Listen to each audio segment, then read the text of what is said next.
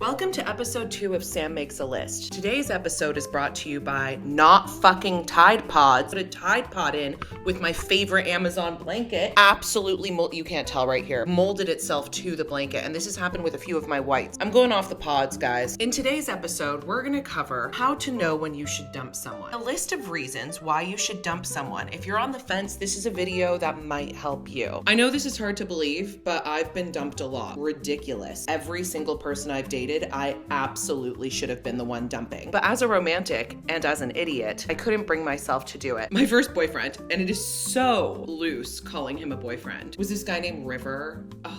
I think I saw him stacking shelves at the grocery store the other day with a ponytail down to his ass. I'm not even kidding. He was a drug dealer and a stoner, and he was always throwing up black and like doing weird stuff like that. He and I were together from when I was like 18 to 19. Then I had another boyfriend who I respect enough to leave unnamed, even though if you go into my TikTok, you could find out easily. Who I dated from when I was 20 to 22. He cheated on me. Then from when I was 22 to 24, I dated a third guy. I think just hated me, and he ended up dumping me too. Oh yeah, the guy that cheated on me also dumped me.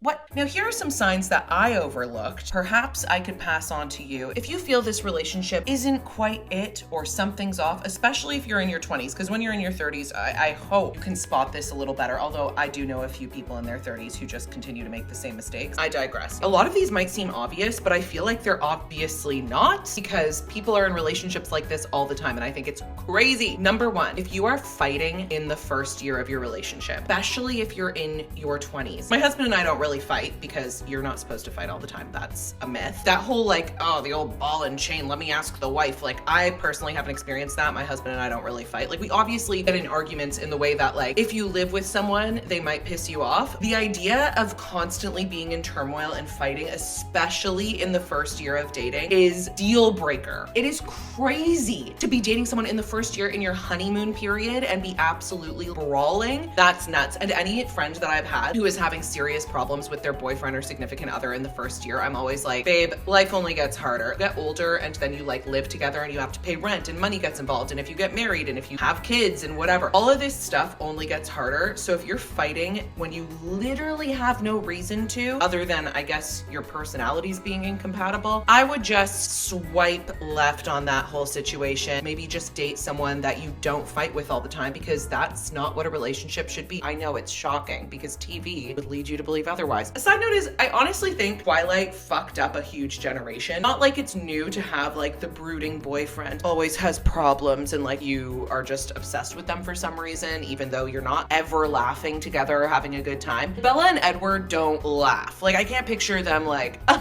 stop.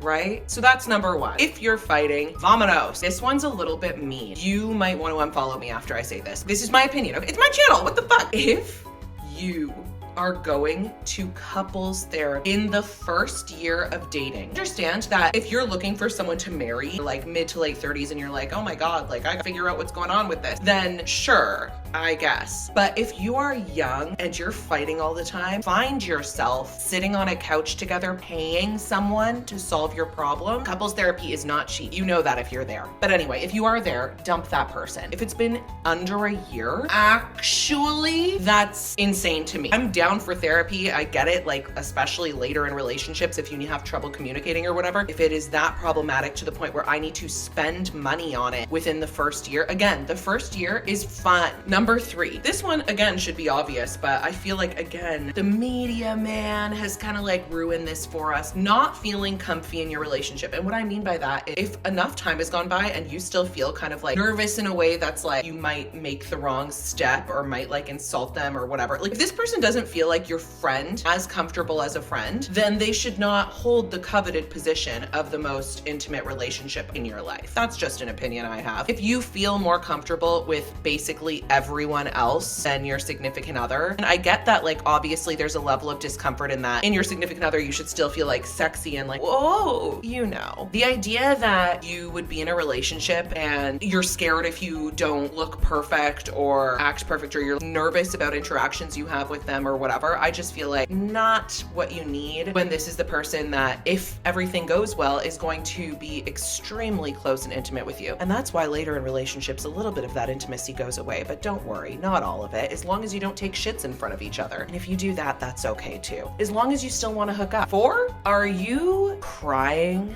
all the time? I know this is also kind of like duh. You would not believe how many people I know in relationships where I'm just like hearing stories and they're like, so then I was crying. And I'm like, babe, you're crying every week. I'm not crying all the time. And if I am, it better not be because of a choice I've made. If I'm crying all the time and I can just not be crying all the time, that's what you should choose. Crazy to be crying all the time because of your relationship. With my 3rd relationship, I think I cried every time we hung out. The fuck is that? Well, I do know what it is. It's so that you can make up. Cry, and then they're like, oh, attention for you, I'm mean otherwise, and then, but eventually that wears off too. You shouldn't have to cry to get attention, and you shouldn't have to cry because you're sad all the time in a relationship. That's, pardon my French, but fucking insane. Number 5, if sex is the best part of your relationship, this doesn't always stand. If sex is the best part of your relationship by a mile, you're probably in one of those, like, you know what you're in.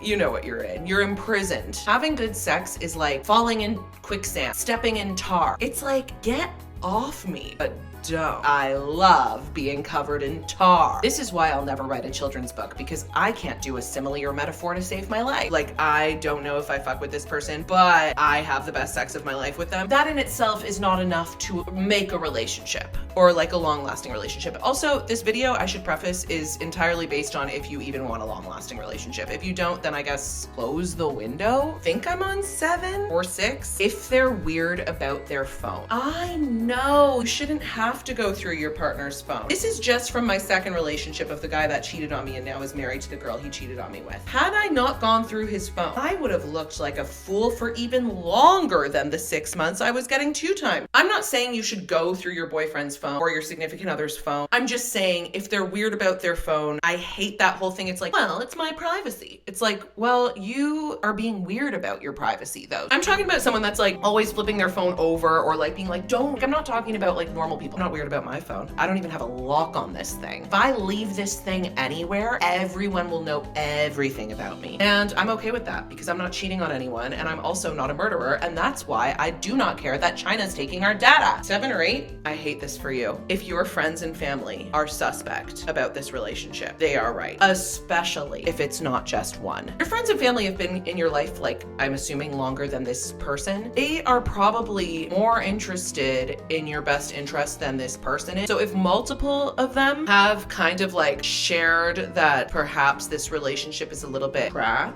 they are probably right. You are not more right than them. And the reason for that is because you are emotionally compromised because you're the only one that likes this person. You can't look at it objectively because you're not objective. You have feelings involved. That's why these situations are so annoying. If you could look at it objectively, wouldn't you just leave? Probably. Number 9, not really prioritizing time with you, but caveat, they are also being like, oh, my job. Babe, we all have jobs. Half the time these guys work in like sales at Salesforce or like work at a bank selling mortgages or something. And they're like, sorry, work's been crazy. I don't buy it. You know how many people have jobs and also relationships? Even brain surgeons actually have jobs and relationships and they play with their children and they fucking fix brains. Okay, think about that the next time the guy that's like mortgage specialist is telling you, I'm swamped, we can't do dinner. Okay, I actually have one more, but I'm gonna make it 2 more. Number 10, if you're only with them because deep down, really think about it, you're just trying to beat out the clock, meaning you think, well, I'm 25, I couldn't start over. I'm 27, I couldn't start over. I'm 35, however old you are. People get divorces with children and homes and pets. People actually start over all the time. And I get it if you want to have kids, although I would not have kids in an unhappy relationship over,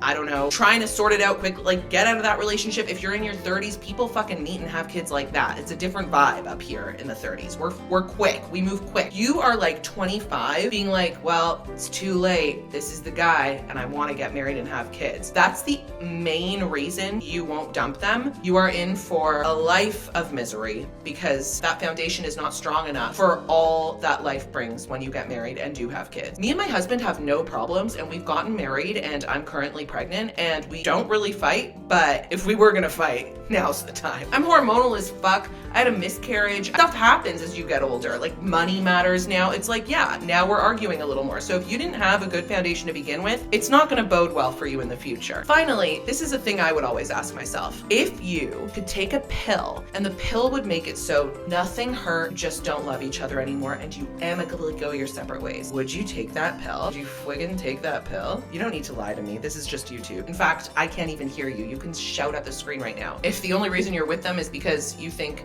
this might hurt a bit, well, that's something. Anywho, that was another list. I'd say was pretty well constructed considering I'm a bit of a scatterbrain. If you guys want more relationship advice, or actually, I don't know, why don't you just write in down there, hello? Why don't you just friggin' let me know what you want lists of? I can make lists of anything, and relationships are my specialty because I have been in many. Actually, I've only been in 4. I have dated many and plowed even more. They used to call me the village bicycle. Everybody took a ride. Hey, whatever. Love y'all. Hope this was helpful, and please know you're not alone if you're in a shit relationship, and you're not alone if you're heartbroken. Actually, maybe next time I'll tell you the top 10 ways to get over heartbreak, because I am good at that. Thanks so much for watching, and if you haven't already, please like and subscribe because I want to be a YouTube hoe so bad.